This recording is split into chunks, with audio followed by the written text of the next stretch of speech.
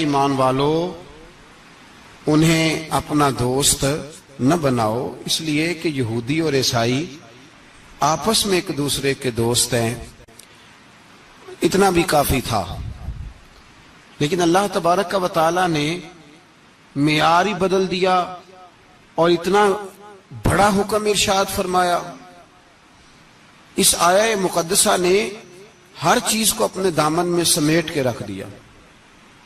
یہودی اور عیسائی کو اپنا دوست نہ بناؤ، اس لیے کہ وہ آپس میں ایک دوسرے کے دوست ہیں۔ تو بات اتنی بھی کافی تھی، لیکن فرمایا اللہ تعالیٰ نے وَمَن يَتَوَلَّهُم مِّنكُمْ،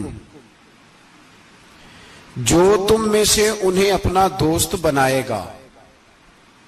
تمہیں منع کر دیا ہے، ہم نے روک دیا ہے کہ دوست بنانا، اور اگر وَمَن يَتَوَلَّهُم مِّنكُمْ، جو تم میں سے، وَمَن يَتَوَلَّهُم مِّنكُمْ، جو بھی تم میں سے انہیں اپنا دوست بنائے گا فَإِنَّهُ مِنْهُمْ، تو وہ انہی میں سے ہے۔ تمہیں بتا دیا ہے کہ دوست یہودی اور عیسائی کو کبھی دوست بنانا، اور اگر بناؤ گے تو پھر تم، اور پھر جو قرآن مجید نے بات اس آیہ مقدسہ کو جو ختم فرمایا تو فرمایا ان اللہ لا یہدی القوم الظالمین، بے شک اللہ ظالموں کی قوم کو ہدایت نہیں دیتا۔ ظلم کرنے والوں کے نصیب میں ہدایت نہیں ہوتی، وہ ظلم کرتے رہتے ہیں اور انہیں سمجھایا جائے تو مانتے بھی نہیں، اس لیے کہ ہدایت ان کا نصیب نہیں ہوتی۔ میرے بھائی، دنیا میں بد نصیب ہے وہ شخص جو غلطی کرتا ہے اور پھر مانتا بھی نہیں، اور دنیا میں کم ظرف ہیں وہ لوگ، کم ظرف جو اپنے ظالم ہونے کے باوجود ظلم پر وضاحتیں پیش کرتے ہیں، اپنی غلطیوں کا اعتراف کرنے کی بجائے ان پر دلیلیں دیتے ہیں، چھوٹے ظرف کے لوگ۔ اللہ تبارک و تعالیٰ نے فرمایا یہودی اور عیسائی کو کبھی دوست نہ بنانا۔ میرے بھائیوں، میرے بزرگوں، میرے دوستوں، ہمارا دین تعصب سے پاک ہے لیکن تسلب کا حامی ہے۔ تعصب کا مطلب یہ ہوتا ہے کہ کہنا مار دو دوسرے کو، برداشت ہی نہ کرو، اور تسلب کا مطلب یہ ہوتا ہے کہ اپنے دین میں پختہ ہو جاؤ، اپنے دین میں پکے ہو جاؤ۔ اب ہم نا ہر روز نماز کی نیت باندھتے ہیں، اللہ اکبر، سورۃ فاتحہ پڑھتے ہیں، اہدنا الصراط المستقیم صراط الذین انعمت علیہم، اتنی بھی بات بڑی تھی، کافی تھی۔ اے اللہ ہمیں صراط مستقیم پہ چلا اور ان لوگوں کے رستوں پہ چلانا جن پر تو نے انعام کیا، بڑی بات تھی، مثبت بات ہو گئی، منفی بات کی ضرورت نہ تھی۔ لیکن اللہ تبارک و تعالیٰ نے فرمایا کہ جہاں تم مجھ سے یہ دعا مانگو نا کہ صراط الذین انعمت علیہم، یا اللہ ان لوگوں کے رستوں پہ چلا جن پر تو نے انعام کیا، انبیاء، صلحاء، اتقیاء، صوفیاء، اولیاء، جہاں یہ دعا مانگنی ہے نا، ساتھ ایک اور بات بھی تم نے کرنی ہے، وہ کیا ہے؟ غیر المغضوب علیہم ولا الضالین، اے اللہ ان سے ہمیں بچا جن پر تیرا غضب ہوا، ان کے رستے پہ نہ چلانا جن پہ تیرا غضب ہوا اور جو گمراہ ہو گئے۔ اب دو باتیں سمجھ میں آئیں کہ مومن کو اپنے عقیدے سے پیار کرنا ہے اور کافر کے عقیدے سے اظہار بیزاری کرنا ہے، ان کے نظریے سے، ان کے عقیدے سے نفرت کرنی ہے۔ کافر کے عقیدے اور نظریے سے، اس کا کیا مطلب ہے؟ تسلب کا مطلب ہوتا ہے اپنے دین میں پکا ہونا۔ دو تین جملوں میں بات سمجھاتا ہوں، اگر آپ کی سمجھ میں آئی تو بڑا بہتر ہوگا۔ دو تین جملوں میں، تسلب پکا ہونا، اس کا کیا مطلب ہے؟ اس کا مطلب یہ ہے کہ اپنی آنکھوں پر جو تم نے اینک لگانی ہے وہ دین کی اینک لگانی ہے، جو چیز بھی دیکھنی ہے وہ دین کی آنکھ سے دیکھنی ہے، جو کچھ بھی تم نے چاہنا ہے، بڑی بات کر رہا ہوں اگر آپ سمجھے تو، جو بھی تم نے دیکھنا ہے دین کی اینک سے دیکھنا ہے، جو تم نے چاہنا ہے وہ دین کے دل کے ساتھ چاہنا ہے، اور جو تم نے سوچنا ہے وہ دین کے دماغ کے ساتھ سوچنا ہے. اس کا ترجمہ اقبال نے کیا, کہنے لگے قوم مذہب سے ہے, مذہب جو نہیں. قوم کس سے ہے؟ قوم مذہب سے ہے, مذہب جو نہیں. اور فاضل بریلوی کہتے ہیں دہن میں زبان تمہارے لیے اور بدن میں ہے جان تمہارے لیے. ہم آئے یہاں تمہارے لیے تو اٹھیں بھی وہاں تمہارے لیے. اپنی ہر چیز, ہر نقطہ نظر میں پہلے دین, اس کے بعد کوئی اور. کافر کے عقیدے سے ہمارے زمانے میں نا فلسفی, منطقی, ادیب, شاعر, ملنگ, تلنگ, یہ بڑی جماعتیں. کھچڑی ہے, کھچڑی. اب وہ کھچڑی ایک نیا درس دیتی ہے. وہ کھچڑی یہ کہتی ہے کہ یہ سارے اللہ کو پکارتے ہیں, سارے اسی کے نام ہیں. یہ سارے, ہمارے ایک سابق وزیر اعظم نے بھی کہا تھا, ایک نوجوان کی عادت دی ہے گھسی پٹی جماعت نے, وہ بھی یہی کہتے ہیں. ہولی پہ بھی چلے جاؤ, دیوالی پہ بھی چلے جاؤ, ہندوؤں کے مندر میں بھی چلے جاؤ. وہ کہتے ہیں سارے اسی کے نام ہیں, جو بت کو پکار رہا ہے وہ بھی اسی کو ہی پکار رہا ہے معاذ اللہ. جو رام رام کہہ رہا ہے وہ بھی بات اصل وہی ہے. وہ بیوقوف ہو, اگر بت کو پکارنے والا بھی کسی نہ کسی رنگ میں اللہ کو ہی پکار رہا تھا معاذ اللہ, تو پھر نبی پاک صلی اللہ علیہ وسلم کو کیا ضرورت تھی بتوں کا مقابلہ کرنے کی؟ تم نے تو سارا دین ہی مشکوک کر دیا. ہر شے مشکوک ہو گئی. جو بتوں کو پکار رہا ہے وہ بھی اسی کو پکار رہا ہے, جو رام کہہ رہا ہے وہ بھی اسی کو کہہ رہا ہے, جو پتھر پوج رہا ہے وہ بھی. کیا تماشا لگایا ہوا ہے. اللہ تبارک و تعالیٰ تو اتنا غیور ہے, وہ کہتا ہے ان اللہ لا یغفر ان یشرک بہ ویغفر ما دون ذلک لمن یشاء. میں ہر چیز بخش دوں گا, میرے ساتھ کسی کو شریک نہ بنانا, میں اس کی معافی نہیں دوں گا. اللہ کے پیارے پیغمبر حضرت عزیر جناب عیسیٰ علیہ السلام کو جب لوگوں نے معاذ اللہ خدا کا بیٹا کہا تو رب تبارک و تعالیٰ نے قرآن پاک کی آیتیں نازل فرمائی. فرمایا یہ جھوٹ بولتے, یہ ظلم کرتے ہیں اپنی جانوں پر.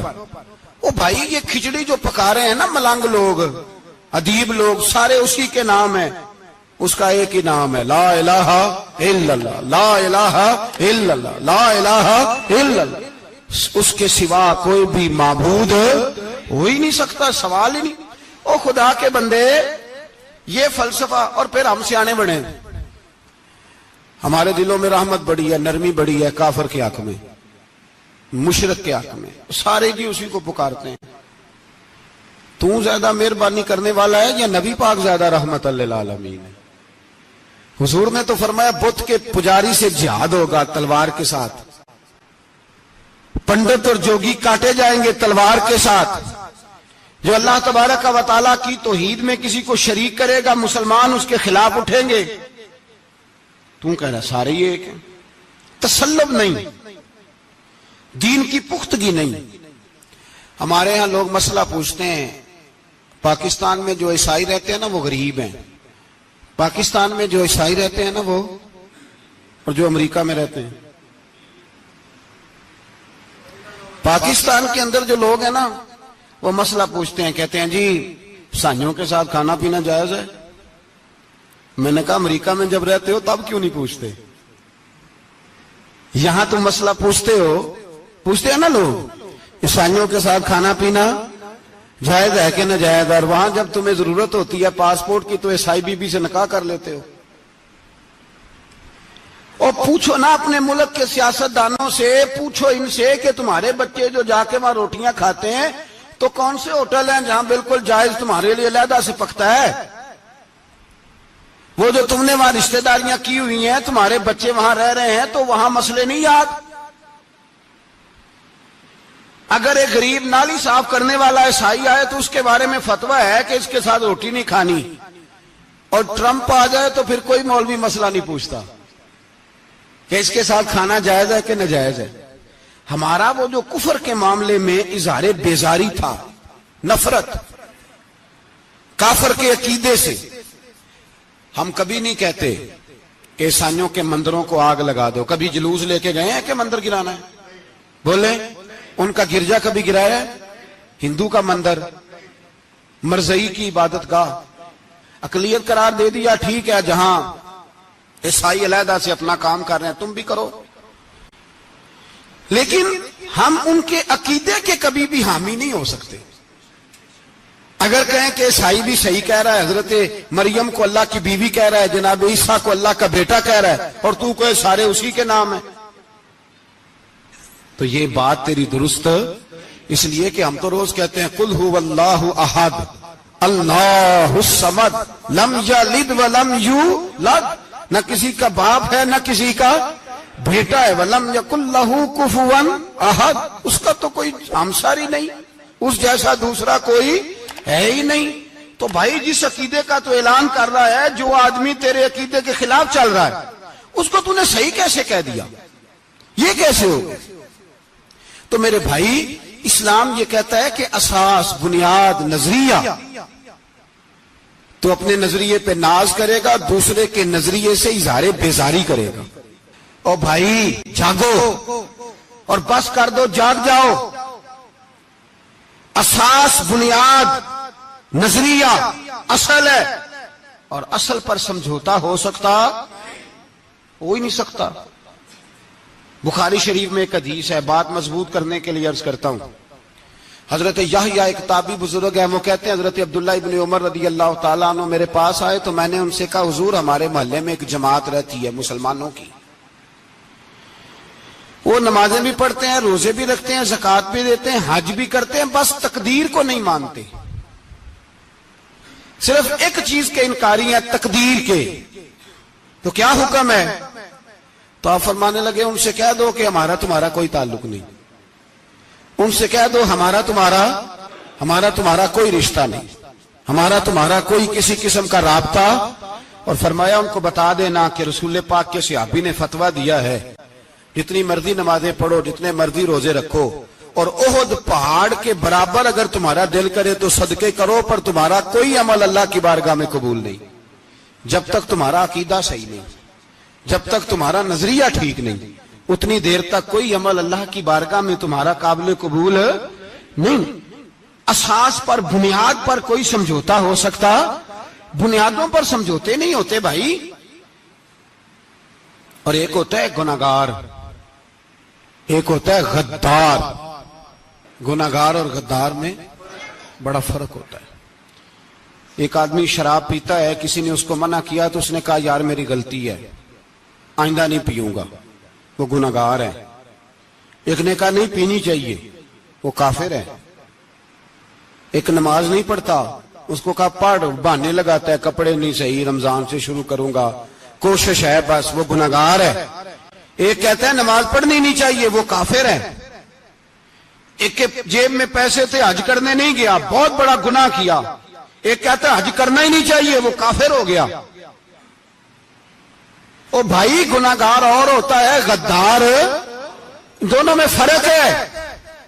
اب تو غداریاں ہو رہی ہیں، سر عام حملے ہو رہے ہیں، حکومتوں پر پریشر ہے۔ یورپ ایک منٹ سے پہلے مرزئی کو ویزا دیتا ہے، قادیانی کو ویزا دیتا ہے۔ یہ سپر کافر ہیں قادیانی اور مرزئی، اور بڑی ذمہ داری سے کہہ رہا ہوں، یہ کل بھی کافر تھے، آج بھی، کل بھی کافر تھے اور آج بھی، اور قیامت تک۔ اور اگلی بات سن لو، من شکا فی کفر ہی فقد کفر، جو ان کے کفر میں شک کرے وہ بھی کافر ہے۔ سن لو، یہ فتویٰ دے دینا بے شک جس کو مرضی۔ من شکا فی کفر ہی فقد کفر، جس بندے نے مرزئی کے، قادیانی کے کافر ہونے میں شک کیا، وہ بندہ بھی پکا کافر ہے، پیٹا کافر ہے، جس نے ان کے کافر ہونے میں۔ جڑے آکر سانو پتہ ہی نہیں لگا اسی کی کر بیٹھے، ان کے لیے کوئی قانون نہیں۔ وہ جس نے کہا ہے نا مرزئی، اس کا قانون بدلنا ہے، اس کو ایک پرچی تیری میری بھی شامل ہے۔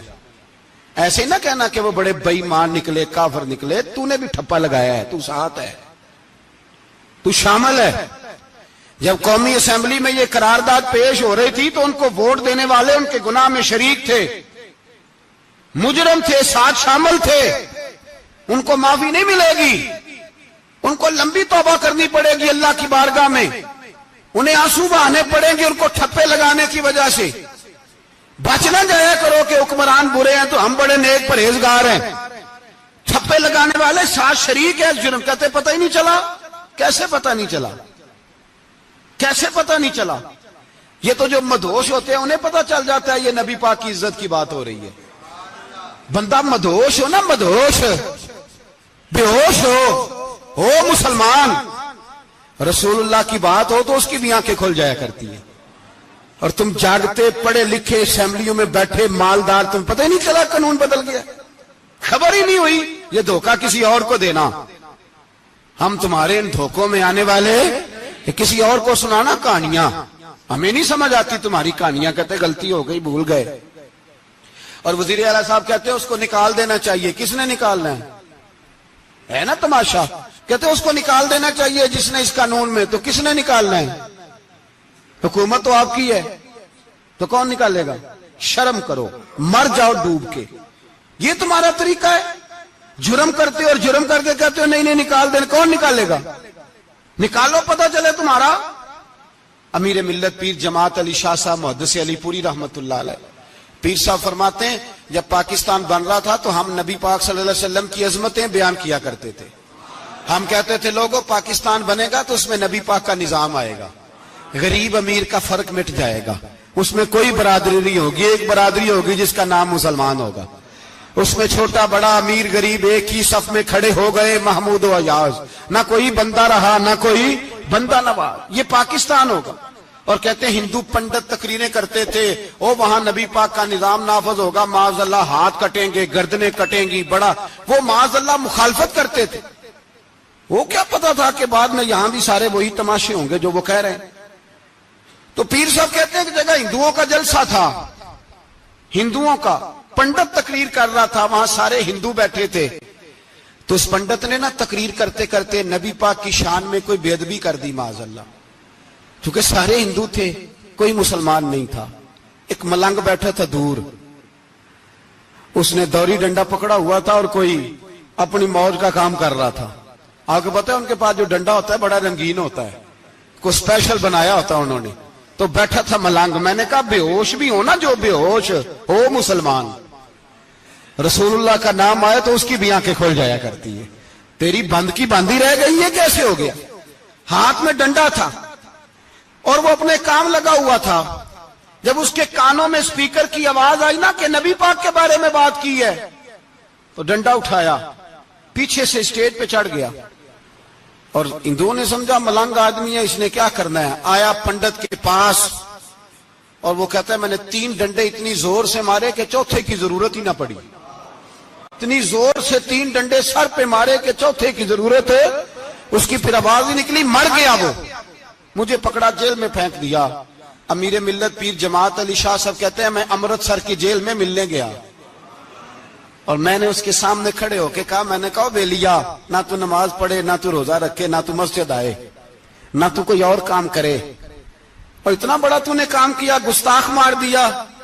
تو پیر صاحب کہتے ہیں وہ ملنگ اپنے پیروں پہ اٹھ کے کھڑا ہو گیا اور اس کی آنکھوں میں آنسو تھے اور میری طرف دیکھ کے کہنے لگا پیر جی میں نے لمیاں گلاں تے نہیں آندیاں، میں ان پڑھا چوکھا تے نے مینوں پتا گناہگار ہاں، بڑا گناہگار ہاں، بڑا گناہگار ہاں، بڑا گناہگار، بڑا گناہگار ہاں، پر قسم اللہ دی عزت دی میں گناہگار ہاں پر اپنے نبی دا غدار نہیں، گناہگار ہاں پر رسول اللہ دا غدار. کوئی بات نہیں، اگر کوتاہیاں کرتا ہوں تو اب یہ تو نہیں نہ ہو سکتا کہ اونچی اور سچی سرکار کی کو میرے سامنے بے ادبی کر کے چلا جائے.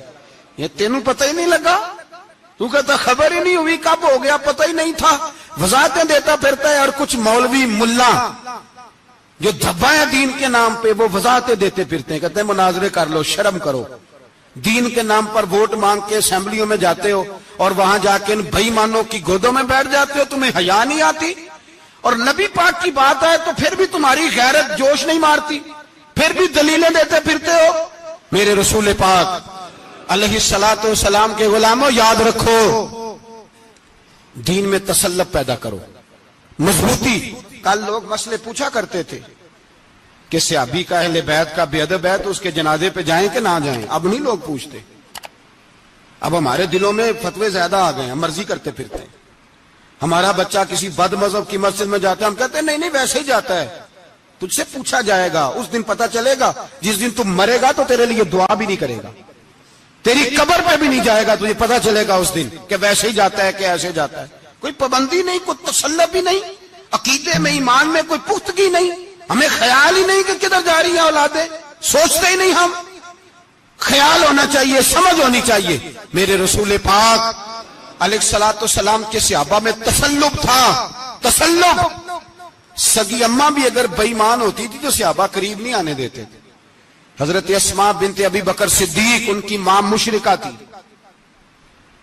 جناب صدیق اکبر کی ایک زوجہ حضرت ابو بکر نے طلاق دے دی. کچھ عرصے کے بعد وہ اپنی بیٹی کو ملنے آئی، ماں بیٹی سے ملنے آئی تو حضرت اسماء بنت ابو بکر کو پیغام بھیجا، کہا بیٹے میں تجھے ملنا چاہتی ہوں.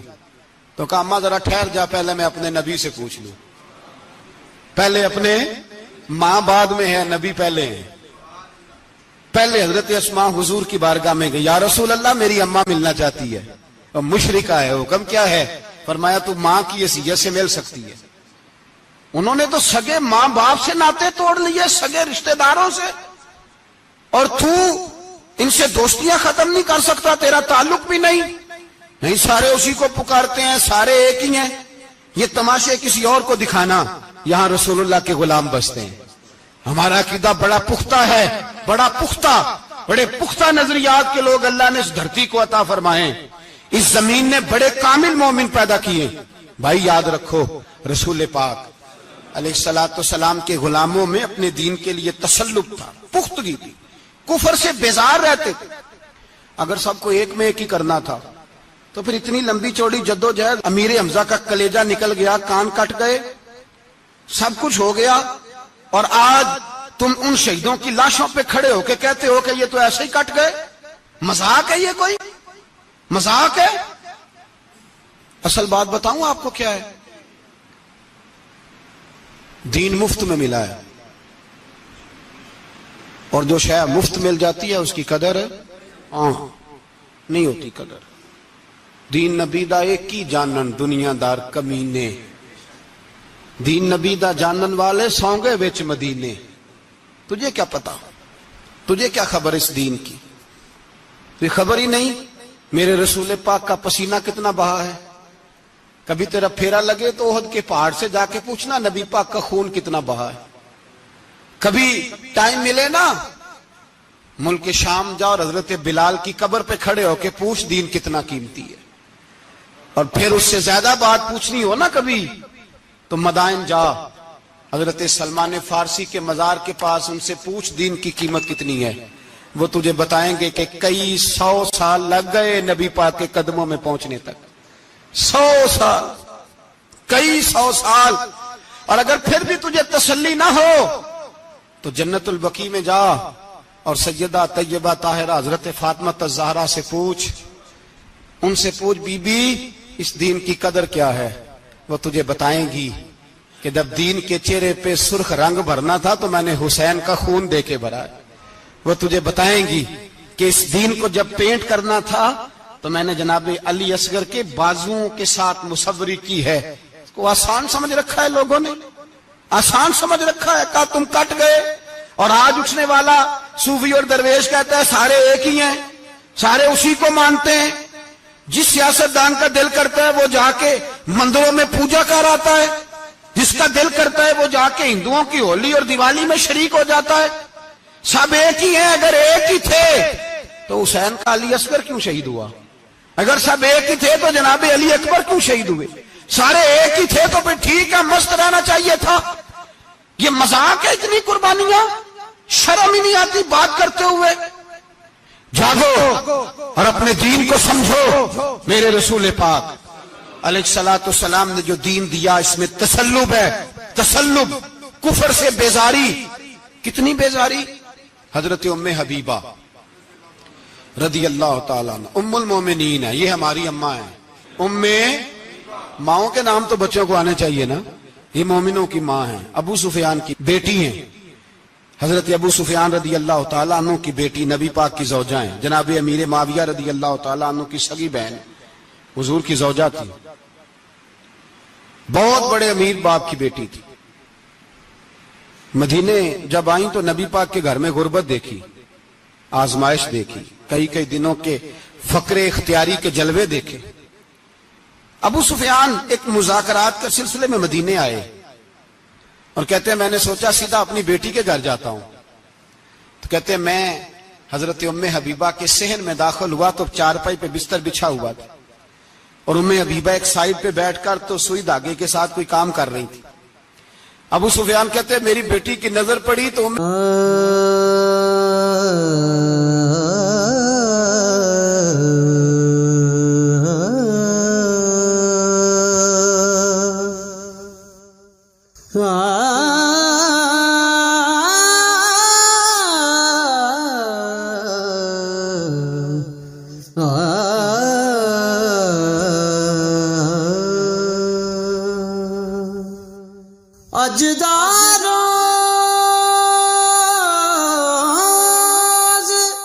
حبیبہ جلدی سے اٹھی، اٹھ کے بستر جو چارپائی پہ بچھا ہوا تھا وہ بستر اٹھایا، لپیٹا، اندر لے گئی۔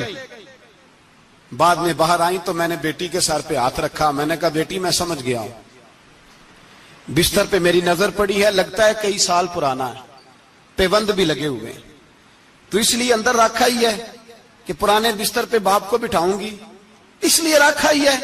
تو بیٹی امیر گھر سے آئے تو غریب گھر میں اس کی شکایتیں ختم نہیں ہوتی، پر دین کے ساتھ تسلب ام المومنین کا، پختگی اور کفر سے بیزاری، کہنے لگی ابا جی ابھی آپ کافر ہیں نا، تو آپ کی سوچ ابھی بدلی نہیں، میں اس لیے نہیں بستر اندر رکھ کے آئی کہ آپ کے قابل نہیں تھا، میں تو اس لیے رکھا ہوں کہ وہ میرے نبی کا پاک بستر ہے اور آپ ناپاک ہیں، وہ پاک بستر ہے۔ انما المشرکون نجس، مشرک ناپاک ہوتا ہے، باپ ہونا علیحدہ بات ہے، لیکن میرے دل میں باپ کی قدر بعد میں ہے میرے دل میں، اور رسول اللہ کے بستر کی قدر پہلے ہے، رسول اللہ کی نہیں، رسول اللہ کے بستر کی قدر ہے کہ باپ بیٹھ نہ جائے۔ اتنی نفرت مشرک سے، اتنا اظہار، وہ باپ بھی ہو تو اتنی نفرت، لوگوں نے پیچے ڈالے ہوئے ہیں پیار کے، محبت کی پینگیں چڑھا رہے ہیں، اور سارے یہ کہیں گے سب صحیح ہے، اور ہمارے دلوں میں نرمی۔ ہمارا اپنا جوان باہر جاتا ہے، وہ یہ نہیں دیکھتا کہ میں جس سے شادی کرنے لگا ہوں نیشنلٹی زیادہ ضروری ہے کہ ایمان، پیسے زیادہ ضروری کہ ایمان، دین زیادہ ضروری کہ دولت۔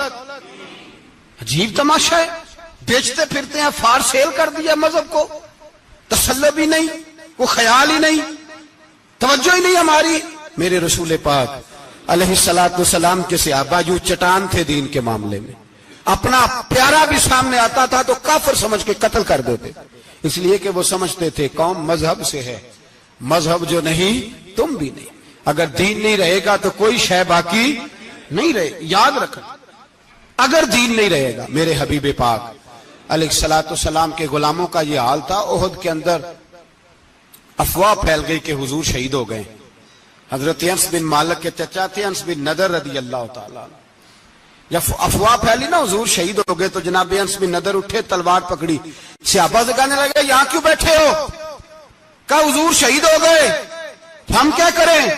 فرمایا حضور شہید ہو گئے تو ہم زندہ رہ کے کیا کریں گے؟ یہاں کیوں بیٹھے ہو؟ ہمارا جینا بھی مصطفیٰ کے لیے، مرنا بھی مصطفیٰ کے لیے، اگر حضور علیہ الصلوۃ والسلام وصال کر گئے تو اٹھو، ان بے ایمانوں سے لڑتے ہیں جنہوں نے مصطفیٰ کو شہید کیا ہے، اٹھو۔ حضرت انس بن نضر میدان میں نکلے، اس طرح لڑے کہ صحابہ کہتے ہیں نہ زخموں کی پرواہ، تیر برستے رہے پرواہ کوئی نہیں، تلواریں چلتی رہی پرواہ کوئی نہیں، ان کے وجود پر نیزوں کے زخم آتے رہے پرواہ کوئی نہیں۔ حضرت انس بن نضر اتنا لڑے کہ شہید ہو گئے، اور جب شہادت کے بعد ان کی لاش دیکھی تو 80 زخم نظر آئے، تلواروں کے، نیزوں کے 80 زخم۔ حضور کے لیے ان لوگوں نے جانیں دے دی، پرواہ ہی نہیں کی۔ یہاں اس مسئلے کو ہمارے ہاں لوگ سمجھتے ہی نہیں۔ ختم نبوت کا مسئلہ بڑا حساس مسئلہ ہے۔ ما کان محمد ابا احد من رجالکم ولکن رسول اللہ وخاتم النبیین۔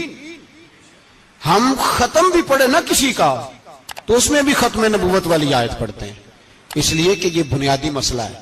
ہم لوگوں کو بتاتے ہیں کہ جو مرنے والا گیا ہے نا دنیا سے، وہ نبی پاک کی ختم نبوت کا اعلان کرتا ہوا گیا ہے۔ ہم لوگوں کو یہ بات بتلاتے ہیں، میرے حبیب پاک علیہ الصلوۃ والسلام کی 150 کے قریب حدیثیں ہیں کہ میں آخری نبی ہوں، میرے بعد کوئی نبی نہیں ہے۔ 150 کے قریب حدیثوں میں حضور نے ارشاد فرمایا، جگہ جگہ محبوب پاک نے وضاحت فرمائی کہ میں آخری نبی ہوں، میرے بعد کوئی نبی ہو سکتا، وضاحت۔ اور ہمارے علماء نے لکھا ہے جو دعویٰ کرے کہ میں نبی ہوں، اور جس بندے نے اس سے یہ کہا کہ چل کوئی دلیل دکھا، وہ بھی کافر ہو گیا، وہ بھی کافر۔ کیوں تو نے یہ سوال کیا؟ یہ حساس نوعیت کا مسئلہ ہے۔ میرے رسول پاک علیہ السلام کے غلاموں نے ایک پیغام دیا ہے ہمیں، اس پیغام کو یاد رکھنا۔ حضرت سعد بن ربیع رضی اللہ تعالیٰ عنہ کو احد کے میدان میں اتنے زخم لگے کہ اٹھا نہیں جاتا تھا۔ نبی پاک صلی اللہ علیہ وسلم نے فرمایا جاؤ کو میرے سعد بن ربیع کا پتہ کرو وہ کہاں ہے۔ صحابہ آئے تو فرماتے ہیں جب ہم ان کے پاس پہنچے تو ان کی روح پرواز کر رہی تھی، آخری لفظ انہوں نے ادا کیے، کہنے لگے ادھر آؤ صحابہ، ادھر آؤ، میری وصیت سن لو۔ ہم قریب گئے، ہم نے کہا شاید بچوں کے بارے میں، اولاد کے بارے میں، گھر کے بارے میں کوئی وصیت کریں گے۔ تو حضرت سعد بن ربیع نے وصیت فرمائی، کہنے لگے جا کے نبی پاک کے غلاموں کو میرا پیغام دے دینا، جا کے امت مسلمہ کو میرا پیغام دے دینا کہ مسلمانوں اگر تم میں سے ایک بھی زندہ ہوا اور نبی پاک کی ناموس پر کوئی حرف آیا تو پھر اللہ کی بارگاہ میں تمہارا کوئی عذر قبول نہیں کیا جائے گا۔ یہ میدان احد میں سر سے لے کر پاؤں تک زخم لگے ہوئے ایک صحابی کا پیغام ہے امت مسلمہ کے نام۔ حضرت سعد بن ربیع رضی اللہ تعالیٰ عنہ فرمانے لگے میں مرتے وقت مسلمانوں کو پیغام دے کے جا رہا ہوں کہ اگر حضور کی عزت پر، ناموس پر، نبی پاک صلی اللہ علیہ وسلم کی ذات پر ذرا سا بھی حرف آیا اور مسلمان زندہ ہوئے، اور پھر اگر وہ سمجھیں کہ ہمیں اللہ کی بارگاہ سے معافی مل جائے گی، تو یاد رکھنا رب ہر بات معاف کرے گا، اس بات میں تمہیں اللہ معافی، اس میں تمہیں یہ پیغام دیا سعد بن ربیع نے، اور امت کو سمجھایا کہ ہر بات میں کمپرومائز کر لینا، رسول اللہ کی ذات کے بارے میں کمپرومائز نہ کرنا۔ جب سے مرزائیوں کو ان سپر کافروں کو اقلیت قرار دیا گیا ہے، اس کے بعد کسی مرزائی کی عبادت گاہ جلائی ہے مسلمانوں نے؟ بولے کبھی کسی مرزائی کے ساتھ مسلمانوں نے کوئی ظلم کیا ہے بعد میں؟ ٹھیک ہے اپنی عبادت کر رہے ہیں جس طرح بھی کر رہے ہیں، باقی اقلیتیں بھی رہیں۔ کبھی دوبارہ علماء نے یہ تحریک چلائی ہے کہ انہیں پاکستان سے نکالو، یہ کیوں بستے ہیں یہاں؟ اقلیت ہے تو رہنے دو۔ جی جو بے ایمان ہے، کافر ہے، اسے گھسیٹ کے دین میں کیوں لاتے ہو جب وہ آنا نہیں چاہ رہا؟ انہوں نے اس کانے بے ایمان کو نبی مانا ہوا ہے، وہ اس کو پیغمبر مانتے ہیں، کبھی ذلی نبی مانتے ہیں، کبھی بروزی نبی مانتے ہیں، پوری دنیا میں نیٹ ورک بنایا ہوا ہے، ہر جگہ ڈنڈورا پیٹتے پھرتے ہیں۔ وہ کہتے ہیں خاتم النبیین کا معنی یہ ہے کہ نبی پاک تو مہرے لگانے آئے ہیں، بڑے نبی آ سکتے ہیں۔ ان کا عقیدہ یہ ہے کہ مرزا مستقل نبی نہیں تھا، وہ حضور کا سایہ بن کے آیا تھا۔ وہ معاذ اللہ جس نبی کا اللہ پاک نے ظاہری حیات میں سایہ نہیں بنایا، یہ کانا سایہ بنے گا نبی پاک کا؟ اس بے ایمان کو وہ اپنا پیشوا مانتے ہیں۔ چلو چھوڑو، جو کافر کو اپنا پیشوا مانے وہ بندہ صحیح ہوتا ہے، چلو نبی نہ بھی مانے، پیشوا مانے، وہ صحیح ہوتا ہے۔ اتنے پکے بے ایمانوں اور کافروں کو تم لوگوں نے گنجائش دینے کے لیے صرف مغربی یہ جو بنانا چاہتے ہیں نا، یہ اپنے اوپر سے لیبل اتارنا چاہتے ہیں کہ نہیں جی نہیں، ہم تو سب کو لے کے، وہ تو کئی دفعہ کہہ چکے ہیں جی سارے اسی کو پکارتے ہیں۔ نہ، سارے اسی کو نہیں پکارتے، اس کو اگر صحیح پکارتے ہیں تو مسلمان پکارتے ہیں، باقی اس کو صحیح پکارتے کہ جھوٹ بولتے ہیں، ملاوٹ کرتے ہیں، شرک کرتے ہیں، کفر کرتے ہیں، اور اللہ کی بارگاہ میں کفر و شرک کی کوئی معافی۔ یہ دنیا کو بتانا چاہتے ہیں نہیں جی نہیں، ہم بڑے نرم ہیں، ہم بڑے ایسے ہیں۔ ہم کوئی نرم نہیں، کوئی نرم نہیں، ہم نرم ہیں رحماء بینہم۔ لیکن اگر عقیدوں کو چھیڑو گے، رسول اللہ کی عزت اور ناموس اور ختم نبوت کو چھیڑو گے، تو اقبال کہتے ہیں ہم بڑے نرم ہیں، اتنے نرم ہیں جیسے ریشم ہوتا ہے، ہو ہلکا ہے یاراں تو بریشم کی طرح نرم، اور رزم حق و باطل ہو تو فولاد ہے مومن۔ پھر ہم نرم نہیں، پھر ہمارے اندر بڑی سختی ہے، بڑی سختی۔ حضرت ابوبکر صدیق سب سے زیادہ نرم تھے، پر ختم نبوت کا معاملہ آیا تو سب سے زیادہ سخت حضرت ابوبکر صدیق ثابت ہوئے، سب سے زیادہ۔ ہم بڑے سخت ہیں، بڑے سخت۔ چیک نہ کیا کرو مسلمانوں کے ایمان کو، ٹٹولا نہ کرو. میری آپ سے بھی اپیل ہے کہ ایسے ہی کو بندہ اگر آپ کے گھر آ جائے نا اور آ کے کہے میں فلاں صاحب ہوں، تو روب میں نہ آیا کرو. اس سے پہلے پوچھا کرو یوں تو سید بھی ہو، مرزا بھی ہو، افغان بھی ہو، تم سبھی کچھ ہو، بتاؤ کہ مسلمان بھی ہو. بس کر دیں، اب بس کر دیں. ان لوگوں کے ہاتھ مضبوط کر دیں جو ہاتھ بڑھاتے ہیں تو نبی پاک کی ختم نبوت پہ ہی ڈال لیتے. ان کے ہاتھ مضبوط کرنے بند کرو، بند کرو ان ظالموں کے ہاتھ مضبوط کرنے. حضور آخری نبی ہیں. بولیے نبی پاک، سارے بولیے حضور. حضور کے بعد جو کسی اور کو نبی مانے وہ کل بھی کافر تھا، آج بھی قیامت تک وہ. جو اس کے کفر میں شک کرے وہ بھی، جو مرزائی قادیانی کے کفر میں شک کرے وہ بھی کافر ہے. مر جائے تو مسلمانوں کے اس قبرستان میں اس کا دفن ہونا جائز ہے. مسلمان کا اس کے لیے تعزیت کرنا جائز ہے. مسلمان کا اس کے دل اس کے حق میں نرمی پیدا کرنا جائز ہے نہیں. مسلمان کا اس شخص کے بارے میں کسی قسم کی گنجائش دینا جائز ہے. کل بھی کافر تھے، آج بھی کافر ہیں، قیامت تک کافر رہیں گے. مسلمان وہ رہے گا جو کہے گا کہ نبی کی ہر شان کو ہم مانتے ہیں. حضور خاتم النبیین ہے، زبان سے اقرار کرتے ہیں اور دل سے اس پر ایمان لاتے ہیں، وہ بندہ مسلمان رہے گا. ہم حکومتوں کو سمجھاتے ہیں اپنی قبریں خراب نہ کرو، اپنی آخرت تباہ نہ کرو. نہ بس تھوڑا سا وقت ہے، تمہارے باپ دادا مر گئے، ان کا نام بھی کوئی نہیں لیتا، تم بھی دنیا سے جاؤ گے. خدا را ہم تمہیں سمجھاتے ہیں، ہم درد مندانہ اپیل کرتے ہیں، اپنی آخرت بچاؤ. یہ اسمبلیاں چند روزہ، یہ حکومتیں چند روزہ. ادھر جا کے دیکھ لو شدرے میں وقت کا بادشاہ لیٹا ہے لیکن کوئی نہیں جاتا. بادشاہ تھا، اٹھتا تھا تو دنیا اٹھتی تھی، بیٹھتا تھا تو دنیا بیٹھ جاتی تھی. آج ہمارے بہت سارے نوجوانوں کو پتہ نہیں کہ اس کسی بادشاہ کی قبر بھی ہے. بہت بڑا مقبرہ بنا، بڑی سیرگاہ بنی ہے، پر کوئی جاتا نہیں. چند قدم راوی کراس کر کے دیکھ لو، داتا علی اجمیری لیٹے ہوئے.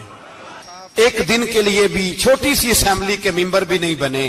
میراں نہ امیراں دے دیوے بلدے نہیں صدا فقیراں دے. نہ وہ والی حکومت کرو جس کے بعد تمہاری فاتحہ بھی کوئی نہ پڑھے. اور جا کے دیکھ لے داتا صاحب کی قبر کے چاروں جانب پھٹیاں لگی ہوئی ہیں. سارا دن ساری رات اللہ کا قرآن پڑھا جاتا ہے، دن رات وہاں درود پڑھے جاتے ہیں، ان کو اصالِ ثواب کیا جاتا ہے. یہ والی زندگی جی، واپس آ جا، نہ اپنی آخرت خراب کر. بچ جا، وقت کی حکمران لوٹ آ، رسول اللہ کے قدموں میں بیٹھو، اعلان کرو، بغاوت کرو نبی پاک کے دشمنوں کے خلاف، اور حضور کے سچے غلام بن کے جیو. اگر سچے غلام بنو گے تو حضرت عمر بن عبدالعزیز کی طرح تمہارے تذکرے ممبروں پہ رہیں گے. اور اگر غداری کرو گے، غداری، تو یزید کی طرح تمہاری اپنی اولادیں بھی تمہارا نام نہیں لیں گی، اپنی اولادیں بھی تمہارے تذکرے چھوڑ جائیں گی. یاد رکھنا اللہ کی لاٹھی بڑی بے آواز ہے. کل من علیہ فان، فنا کر دیتا ہے ہر چیز کو. دعا ہے اللہ ہمیں سمجھنے کی توفیق عطا فرمائے.